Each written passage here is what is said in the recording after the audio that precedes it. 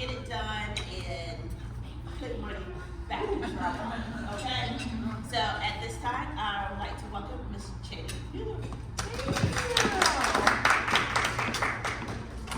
So you're going to learn, DCM Communications is a marketing communications agency, but it's so much more than just marketing, because if it doesn't connect back to dollars, then I'm not interested in helping you with it or teaching you how to do it. Because I think everything needs to come back to money, right? That's the whole, as fun as the business may be, we all have a life we want to live, in which case we all need to be making money. So, as Tara mentioned, I am going to go through here some of the 7 most common mistakes that I see people in the event industry making, and how to fix every single one of them with at least 1, if not 5, in a few cases, solutions on how to do that, right? So the first mistake is getting too creative with your branding and your website, right? And here's what I mean by that. This is what the wedding industry looks like. There's a lot going on in all of these photos, right?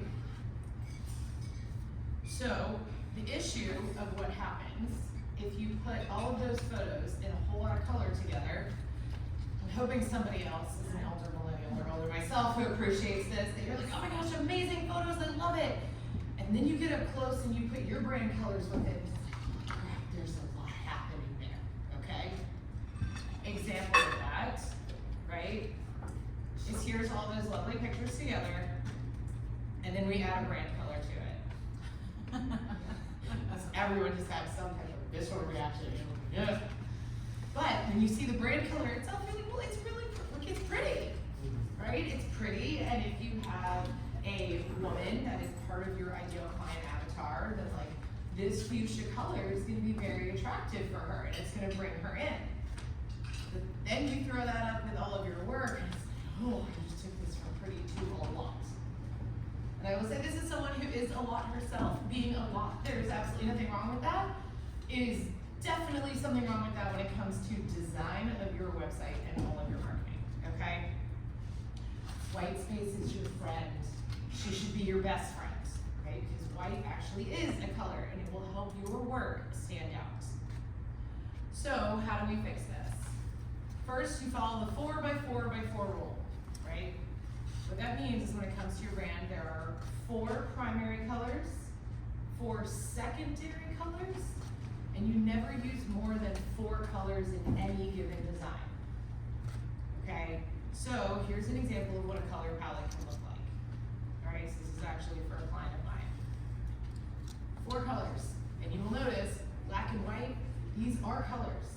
So if your typeface on your website or on your printed material is in black, or it is in a darker gray, that is a color.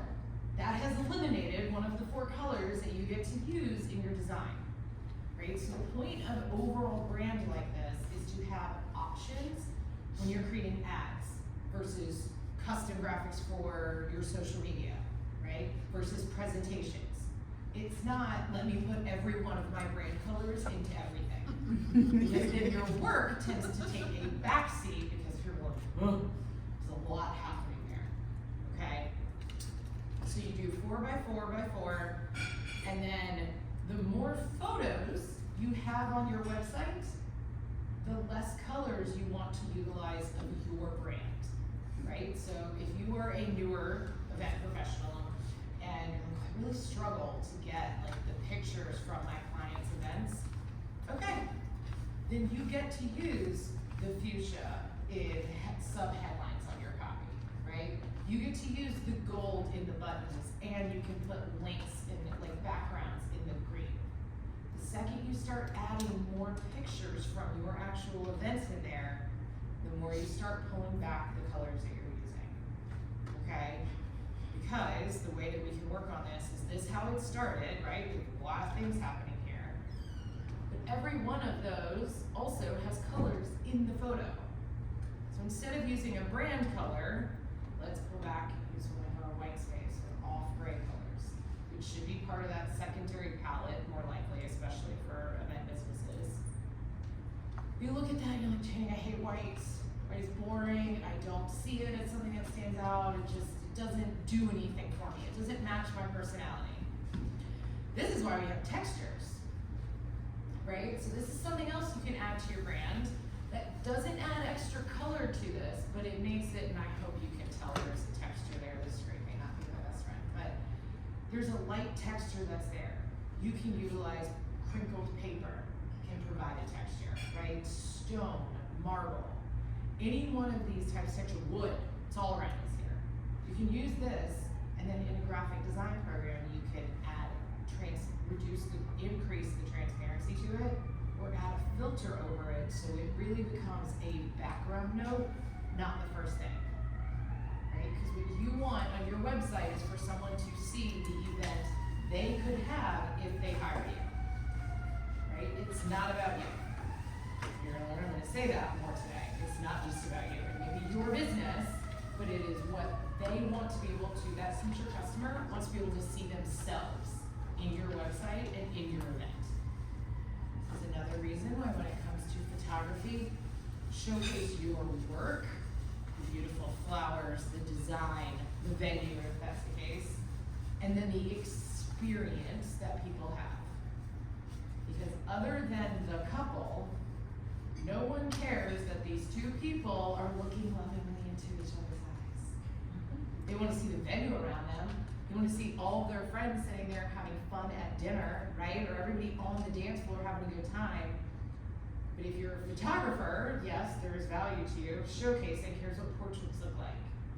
If you work in any other area of the event industry, I don't care about those people. I care about the shop that's there. I care about the venue. I care about what you have actually done as the planner or the designer or the linen company or the rentals, okay?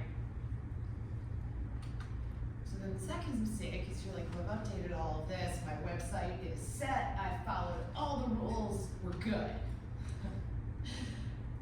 Your website is a living, breathing thing. It is not a set it and forget it. And it is unfortunately something that, has anyone here designed their own website? There we go. I know those people. Put your hand back up if designing the website stressed you out. Yeah. So it is natural when we feel super stressed out and be like, oh my God, I need a break from you. You are a lot, right? This has been too much. I've got to focus on other things. It has sucked so much of your time. But if you leave it alone for too long, you're not going to actually get the ROI from that website that was put into it. And that could be from the photography, the actual finances of paying somebody else to design it for you, the brain that went with it, or even your own mental sanity as you tried to sort through all of the photos and decide what you wanted to put on there. And that's before we've even talked about copywriting the whole thing so that it appears in search for the terms that you want to be ranked for, right? So you have to pay attention to it. Ways to make sure your living, breathing thing continues to be updated. If you've had an event, create a portfolio, right? Make it part of your general offboarding process after every event is that you add pictures from that to your portfolio. Or you interview your client and write a case study and get reviews from them. Or you just write it from your own perspective and you have blog posts. You talk about here was the challenge we were presented, here's like the goal they had, here's a challenge we were presented with. Let's be real, there's always a challenge, right? There's always something that goes awry that you have to fix. And then here's the final result. You don't have to tell every single detail of how you fixed the challenge. Just say we were presented with this, and then here's how it all came together, right? You can hold back some of that secret sauce. My experience has also been you could tell everybody in the world, and as I just proved inadvertently in our pre-conversation at dinner, you can tell somebody every single detail. Doesn't mean they're gonna want to do it, and they may just be like, wow, you told me 25,000 things. I know that's what needed to happen to make that event perfect, and I don't want to do any of that. So the next person's gonna be like, I'm gonna hire you for this. Okay. Another option, you can do headshots, right? Maybe once a year, maybe every couple of months, you do a brand shoot, right? Something that's fun, you do a trade-off, you go to an event, someone takes your picture somewhere, change it out on it, right? What the website, what search engines need to see is that there are updates. It is still living. it helps prove when it goes through automatically, when you crawl in your website, that this business is still here. This became even more important after COVID, when businesses that were there decided, I've had enough of this business, I don't wanna do this anymore. So they're like, well, is there updates being made here?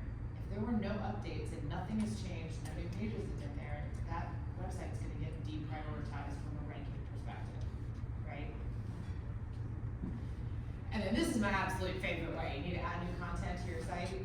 Think about the things that your clients do on a consistent basis that irritate you. They all, like, there's always a thing, right? There's always something. Or, what is the question that, oh my goodness, if I have to answer this one more time, I'm gonna rip my hair out. There's more than one of those. They become frequently asked questions. That can be an entire page on your website, the most popular questions.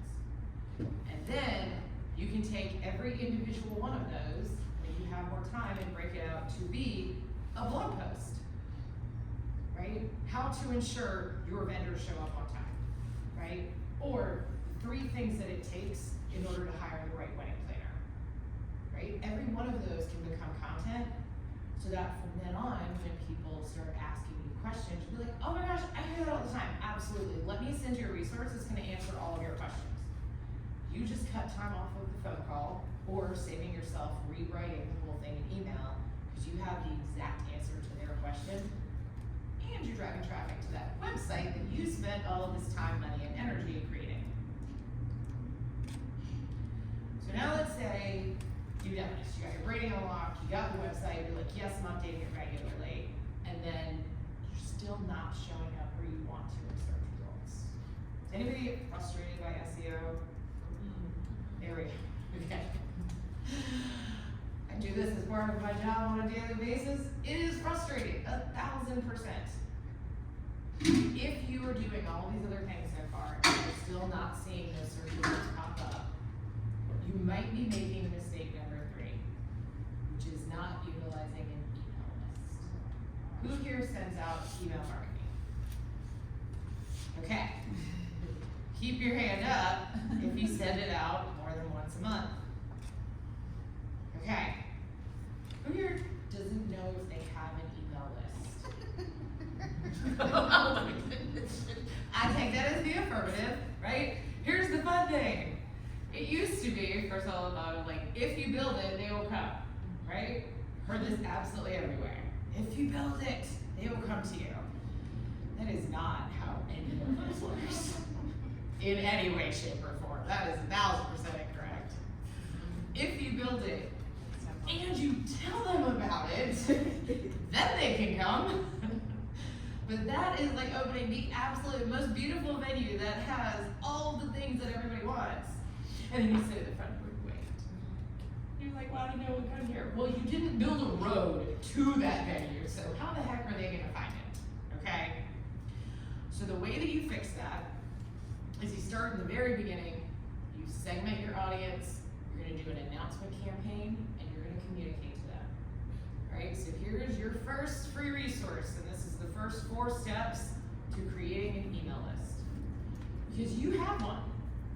You have one if you never talk to anyone in this world other than the people in this room. Because you have past clients, they have opened up a business relationship with you, legally, you can contact them, even if they're in Canada. Because that's what it takes. Someone has to reach out to you within 6 months with any type of business inquiry, you can contact them. You have other vendors that you've worked with. Those are potential referral partners. They can go on an email list, right? And then you have people that called or emailed and didn't follow through on becoming a client. Those are prospects, either potential or lost. That's your 3rd list, okay? And the way that you keep the right people on the list without them being like, oh my God, they spam me all the time. What the hell am I getting this email for? I didn't want this. Is that you do an announcement campaign and you segment the message for each one of the audiences, right? So it's, hey, to the clients, hey, we haven't talked in a little while, but here are some things that are going on. I'm setting up, I'm gonna be sending out some free wedding planning tips, right? Or you may not know there is this whole corporate arm to my business, and and I wanted to educate you about a holiday party that's coming up. Hope you can stick around just to see what we've got going on that might be beneficial for you. To the other vendors, hey friends, we haven't worked together in a while, and then the whole rest of the message can stay the same, right? But your increase in open rates and your retention rates will happen when you target the messaging to the list you send it to, okay? So everybody's first campaign is first you're gonna set up your lists, then you're gonna announce, hey, we're doing this thing because I haven't done it, and then you continue to communicate with them, right? You're gonna follow up. You're gonna go through that again, and what your new cycle is you're gonna segment your list based on that audience, educate them based on what that type of person wants to know, right? You can do a targeted campaign just to venues about all the ways you're gonna make their life easier. Your florist isn't gonna care about what your venue cares about, right? So you keep those separate, it will increase the open rates and the conversions. Because the big thing is that if people don't know what you are doing, they can't refer you and they can't buy from you. We are very self-involved humans, right? I can't even tell you what I posted on my own social media 3 days ago. So there's no way I can tell you what any of you posted, right? Unless you remind me. Because what type of events do you do? Are you still doing weddings? Well, no, it turns out we only do corporate now. Fun fact, didn't get the email about that, I didn't know. Or maybe you told me that was a really stressful week and I was compartmentalizing all my things. And it was like, I don't have time to read additional emails. So it's in the next one, right? There's certain key messages. People may turn off social media, but they always check their email. Does anyone here check email when they go on vacation? Does anyone here appropriately say, I'm taking a break from social and truly not open Instagram in any way? Or Facebook? See? You did? See? We all have moments. Even when you turn that off though, you still kept email, right? You still keep it there. Which leads me to the next mistake. So now that we're on board that everybody needs to send email, please do not send, look at what I did emails. Nobody likes a braggosaurus.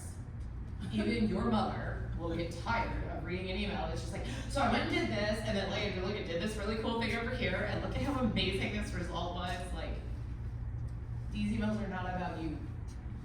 Even if the company is only you, these emails are not about you, okay? Because the person on the other end is asking this one question. Why should I stay? Like, why should I care? Right? I may want to support your business because I like you. You're nice. And I think that's awesome. And small businesses should support each other. But at the same point, I can only try to support you so much without getting anything in return, and that is education, right? You don't have to send me business to get something in return. You gotta tell me something I didn't know, or show me something I wasn't aware of, right? We want to be educated. So the first way to fix that is keep, after that announcement campaign, make sure, even when you are showing what it is that you've done in a recent event or this cool thing, focus on what is this other person gonna get out of by reading this email, right? What are they gonna walk away with? And you want to show that you are really good at what you do. Don't tell people, right? So what I mean by that, I remember when I was applying for colleges, my aunt was a college counselor. And despite the fact that I was going to school for journalism, which meant I don't suck at writing, every essay she sent back was destroyed. She's like, show, don't tell. What the heck does that mean? So example is that I'm coming to do this, presentation for a group. I don't know everyone here, so I'm kind of nervous when I walked in the room. Did I recognize any faces? Like, just feeling super anxious. I just told you a whole bunch of things. But instead, what I would say is, well, walked into the room, my heart started racing, I could feel sweat breaking out on my brow, my hands are feeling a little bit clammy, as I scan to try to find another friendly face. Deep breath in, I told myself. Just say hi. Probably got the sweating and the nerves. I was still nervous walking into that room. It painted a picture for you versus saying I was nervous, right? So that's what you want to do with the emails that you're showing. That's why case studies work really well in events. We're just simply utilizing photos. You don't just say, I'm the most amazing designer ever. Show me a picture. I can tell really good design, really crap design, and most people can. It is also a great way to qualify people based on how their budgets are. If you're only showing events that look very opulent, guess what? If I got that shoestring budget, I'm probably be like, oh, I don't know if I can afford this company. Like, everything they do is a very big deal, right? So you can use that to immediately qualify people and demonstrate your expertise. And before you send any email, even if it's I just updated my website and I want everybody to see this.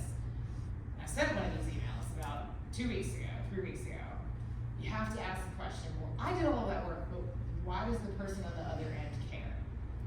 And you flip that up, made all these updates. We have all these services and we found 5 new ways to help our clients, whatever they want to accomplish, right? In order to figure out what those 5 ways are, they have to come to your website. In order to see this new service or this new level of approach, whatever it is, they have to go to your website so they're going to see all of those updates. But what's in it for them is that they get to learn something new. Because it's only about us. Do we really only care what's in it for us? The answer to that is yes, because we are incredibly self-absorbed people. Even the nicest, most evolved humans, naturally, there's so much going on in our world that we block out things we just can't deal with. We've all learned how can we compartmentalize to get through the day without ending up either in a puddle on the ground of tears, in Alcoholics Anonymous, or in a psych, right? So we're like, I can't always deal with this other stuff. So my next bonus fact, fun tip here for email, make sure everything focuses on one goal for each email. Even if it's a newsletter format, you want to have one goal, okay? Because all the things we have going on, we get analysis paralysis, and if you don't tell someone exactly what you want them to do, they don't know. If it's just like, hey, read all these things, well, which one of the things? Which one did you want me to click on? Which one is going to lead me to a page that's going to lead to you earning more money in your business? If you don't tell people where you want them to go, they won't know, in which case they will take 0 action, okay? So, you're gonna focus on one goal, even if it's 5 different links in there, or it's one message, and you put the same link 5 different times. But the clearer you are on what you want people to do, and give them multiple opportunities to take that action, the higher your conversion will be. And that conversion can be booking a call with you, landing on your website, hitting reply, leaving a review, any one of these things that you will be able to tie back to the increased chance someone's going to put money into your bank account. All right, mistake number 5 is not taking time to capture content on-site events. It is wonderful when you can have a professional photographer doing all these things for you. But please raise your hand if you're able to have a professional photographer at every event that you host and go to. Well, I would say, if it's the first time you're working with that photographer, if you don't know them, sometimes it's a problem getting the photos from them. There you go, even more so, right? So let's say you plan ahead and you're like, yes, I make sure there's a photographer and everything. You might still be in the heart, right? And then you're like, I did this absolutely beautiful thing, but I have nowhere to show it. Or, more fun fact is, we want to see how the sausage is made. People want that final, absolutely beautiful event picture always, right? It is the Instagram worthy, it is the Pinterest board, it is the this person understands what I'm looking for in my event. But they want to know how you got there so they understand what they're investing in. So people really want to be able to see that behind the scenes content. One of the biggest reasons that I see people run into this problem is referral reliance. I don't need to capture content because like all of my business comes from like the people I know. They just refer business to me, right? And that is absolutely fantastic. The other thing is that they are on zone defense. You're like, I got 10,000 things going on right now. You can have the best plan, and then you get to the event and you're like, no, all those little things we prepared for went wrong, and you feel like you were running around like a chicken with your head cut off, and you're like, I just need to get all of this done, right? I don't have time to take the behind the scenes photos. I don't have time to sit there and do like a little B-roll footage of the room, okay? But even if all these things are true, and someone does, all of your business comes from referrals, that referral is going to check you out on social media and on your website before they reach out to you. And if their BFF is like, this is the absolute best person you have to talk to on, and then they go check out your website and like, did I think my friend would have really crappy taste? Because I thought things were great, it doesn't match up. You want to have a consistent presence online that you do offline. So the way that we fix that is the exact way that I fix that here. Is that you bring a tripod, and here's the link to the one that I use. It is fantastic. It goes absolutely everywhere with me. And you can set it up in a corner. You put a time-lapse video on, and you go about your zone defense. You do all the things, right? You focus, you talk to the vendors, you let everybody else do their setup, you just set it up there and let it record things. Because once it does, you can edit it down later, right? You can use that while you stand on a chair, stand in the corner of the room, and all of a sudden you're 5+ feet taller, and you can just sit there and hold it, and do a pan of the room before, and do a pan of the room after. You can sit there and have it sitting in front of you while you're calling a show, for those of you that do corporate events in any way, right? While you're setting up this beautiful flower trellis to get the picture before and the picture after. Right? This is the way that you can ensure you get to still do your zone defense and focus on your job, and it takes less than 60 seconds to set this up in a corner and just let it run. There's a 40% off coupon. There you go, even better. Fun fact, save that money and invest in other areas of your business. But it really is, it's wonderful. And as much as I am a fan of talking to strangers and be like, hey, can you grab this? Like, can you take a picture of me doing this? You don't always have that, just do it. I also do this in public places all the time. No one says anything because no one cares. So you can be as self-conscious as you want to be. I've done this in airports, I've done it in restaurants. There are only a few people that ever actually say something to you, and it tends to be, girl, you look good. I'm like, oh, thank you. There's never anything obnoxious, or they just keep going about their life because you are a blip on their radar, right? As wonderful as you are as a center of yours, and it will translate into awesome content. I did an entire photo shoot this way. Those pictures are all over the place. No one knows that they came from my iPhone and a timer. There's also ones with this that will have a controller. So if you have your hands in pockets, you can sit there and control it from here. I tend to like timers because I wear a lot of dresses.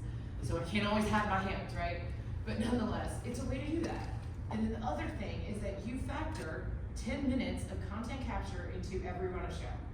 And it's where everybody's gonna clear the room. It shouldn't take you 10 minutes, but I say this because things tend to go awry. 10 minutes of, I'm gonna go take all of the photos, right? And it becomes a standard part of every single event, and you don't have to worry about it. Because the best thing is, you don't have to post anything in real time. No one knows. Even when they're sitting there scrolling through stories, they don't pay attention to whether this happened 5 minutes ago or 3 hours ago. Because it's when they have availability to go look for it, okay? Mistake 6 is focusing on, as we're talking about this, the wrong social platform for conversions. And I wanna underscore that for conversions point. Social media can be so much fun, but there are also so many platforms, and each one of these, never list all of them, can be a full-time job. Right? Yes. And it can suck your soul, and then you're like, I don't do any of this, and you throw it all away and be like, we're done, right? And then you take a huge break, and mentally you may feel better, but then when people wonder on social where you've been, they have questions, right? So, the way that you fix this, again, is you focus on conversions are the only thing that matters. Because you don't have time to do ones that convert for you and ones that are just keeping up with the Joneses for everybody else. So focus on the ones that are gonna convert, right? And that means finding out which platforms get traffic to your website. Which ones have your referral partners on it? Where are your vendors spending time? Because they need to see what you're doing. Where are your planners spending time if you are a vendor?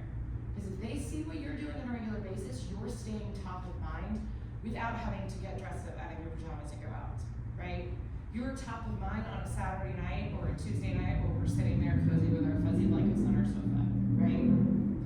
No one knows when the things are posted. You just have to be where they are.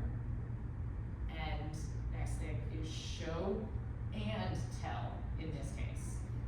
So it's a very visual industry, and Instagram and Pinterest, very visual platforms. A photo will capture people's attention, or a video will capture their attention, but you are more than just a pretty face that's there. Tell them something. You have the real estate for it, and while it tends to go back and forth, Instagram in general, think of those as like any blog posts, because people actually read these. And if you give a good hook at the very beginning of your caption so they have to expand, the more time they stay on your post, the larger the audience is gonna be that will see it. Because every one of these platforms wants to keep people on it. So they reward the accounts that help keep people on it. And if you have something to say, tell them what was the details of your event. What was the challenge you overcame? Who were the other vendors you worked with, right? What was the goal that was presented to you? We want a whimsical, fanciful, like Midsummer Night's Dream. Well, then someone can look at the photo and be like, oh yeah, you totally hit the mark. Or like, on what Tim Burton crack was she smoking when she was on that? Because that's a whole different Midsummer, right? So yes, use the photo. You don't have to write a novel for everything, but this is your opportunity to tell people what's happening there. You show them with the photo and you tell them what's there. And that leads me to the final and absolute most important tip. And this is the one that I actually saw the most when I first started my company. It was living in DC, and it is why I chose to focus on working with people in the event industry. Because really, really creative brains are amazing. And it took me many years to learn how to walk into an empty space and see the way that an event could be laid out and designed. But I had to ask a lot of questions to learn that, right? It took you a long time to learn how to do that. So please don't be so helpful before there is a contract and a deposit in your bank account before you give away all of that creativity. That does not come naturally to most people. It doesn't. So if you can meet someone and be like, I know every single song that should be on your playlist, like I know exactly what you're gonna love and the right mix for it, I have no idea how to do that. I know how to make a running playlist that you can listen to for 5 hours and not wanna cry. I don't know how to do that for 5 different generations of people. There is value in that, right? Even if you're sitting in a room with everybody else who's a wedding planner or a wedding photographer, you all approach it differently. So contracts are wonderful, and I will always get that shit in writing. I don't care who they are, you get it in writing. I've had a contract every single year for 10 years with my best friend since I was 11 years old. Because it is business, right? Do I love her? Yes, her children are adorable. We have so much fun together. But this is my livelihood, and I'm not taking chances with that. And I really don't want you to be there. And if my best friend since I was 11 has 0 issue signing it, then the stranger you met 2 weeks ago is not someone you need to make an exception for, right? The people that really get it will do it. And then you still need the deposit. They wait 6 weeks, okay, as soon as I get that deposit, like once that first invoice is reconciled, we can absolutely go into all the details and I'm ready to go. but you don't want to find yourself in a situation where you have this wonderful creativity and you got so excited about what you could do for them that you don't get paid for that. Because at the end of the day, you are providing a solution to someone else's problem. They are getting married and they don't know what the heck it is that they're supposed to do or how to negotiate a contract. You do. You have the solution to their problem. Or they have no time to do all the things because they still have a full-time job and a hobby that takes up a lot of time. You're providing a solution to their problem, right? There's a lot of value with that. So my final thoughts here is that even with all the things that I just told you, like, Rome was not built in a day, and it's gonna take a minute for all of this to actually be implemented, okay? You don't have to do it all tomorrow, but every time you post on social media is an opportunity to do it more strategically. Every time you go to make an update to your website or to look back, think about, does my client see themselves on this website? Do they see themselves in these event photos? If they can't place themselves in the middle of that, you gotta reevaluate what you put up. And no matter what anybody else says, as much as consistency, yes, is so important, still focus on the quality. No one knows if you are emailing them every single Tuesday or every other Tuesday, they only know when it shows up. Unless you call it the Tuesday rundown and you send it on Thursday, they're not gonna know. Because again, we're so wrapped up in all the other things we have to do. You do not have to do all of the things. Everything I've talked about here is a full-time job in and of itself. None of us have 20-person marketing departments, the marketing agency included, right? Like, you have to prioritize. So you just need to do something marketing related every day. You don't have to do everything, you have to do something. And to help you do that, I have this fantastic guide called Productivity in Pockets. What this is being able to use whether you have 5, 10, 15, 20, or 30-minute pockets of time. You go to that time section, there is a list of the marketing related things you can be doing it. You got 10 minutes, great. Pick which one of these is the most interesting to you. Get it done in 10 minutes, check the box and move on until tomorrow, okay? Some of them will be tasks that will take 5 hours to complete in total, but can be done in 30-minute chunks of time. You need to continually be making progress. For those I talked to at dinner, I run marathons. I am a very middle of the pack runner, right? I am an average time. But guess what? The people that finish 2 hours ahead of me and the people that finish 4 hours behind me, guess what? They all still cover the exact same distance. Everyone else has to do these same things. So whether it takes you 3 weeks to get the website updated or 2 hours, you just need to get it done. If you are continually moving forwards, you will continually see progress. That is the same with search engine optimization is the key there. That is not an overnight. That is the slow and steady, I take one step forward.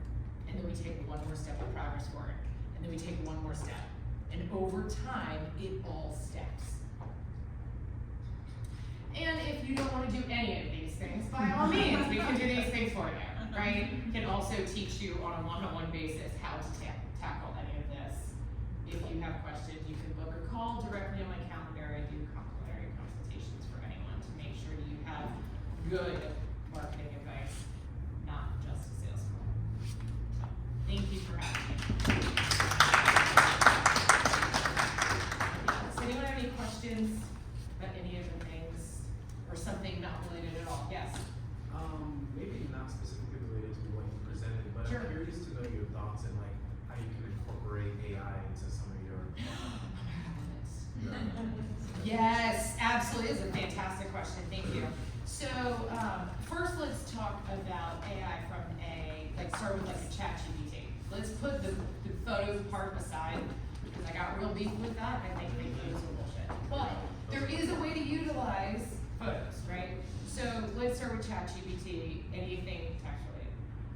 You can have all the ideas in the world, and sometimes getting them out into a cohesive fashion that will then be optimized for a search engine can be really hard. So the first thing I always advise people is that whatever blog post you wanna write or website page, open a notes app on your phone and use voice dictation to just answer the question spoken out loud the way you would if someone asked you in person.